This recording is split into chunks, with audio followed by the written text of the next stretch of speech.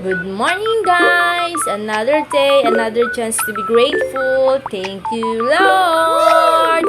Dito nga ay nauna na akong gumising at tiningnan ko muna sila kung mga gising na sila para ayain magkape. Nauna na nga kaming bumaba para mag-asikaso at makapag-init na ng tubig at makapaghanda na rin ng kape. Agad ko na nga kinuha ang heater para matapon ang laman nito para mapalitan ng bagong tubig. At habang iniintay kumulo ang tubig ay nag-umpisa na akong kumuha ng mga tasa para maihanda yung kanilang kape. Of course, hindi kumpleto ang ating umaga kapag wala tayong kape with Coffee Co Blanca. Sakto lang ang tamis, creamy na at hindi pa siya matapang sa tiyan. Sa bawat paghigop ng kape, pinapaalala ko sa sarili ko na hindi kailangan magmadali. Hindi kailangan maging perfecto. Ang kailangan lang, magpatuloy.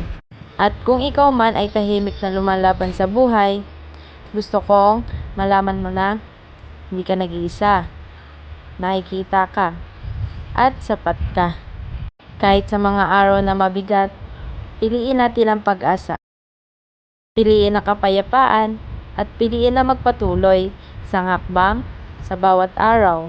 Salamat sa pagsama sa aking umaga. Takits tayo sa susunod na vlog. Bye!